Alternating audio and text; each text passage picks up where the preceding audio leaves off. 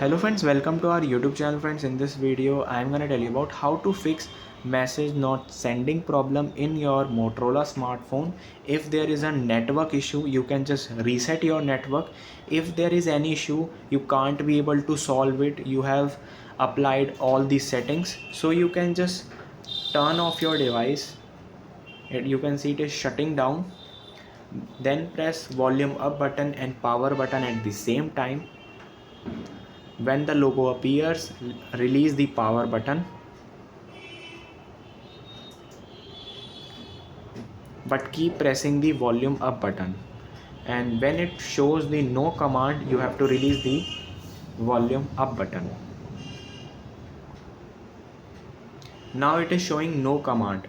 Then simply press the power button and press one time this volume up button. So here you have to don't panic here if your screen is not working.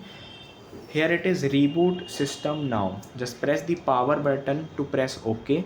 So this will solve your message not sending problem. So it will rebooting the device now and all of your cache will be cleared. If there is another problem, it will be fixed. So let's wait for a second until it's open. Friends, you can see it is now open. And let's click on settings.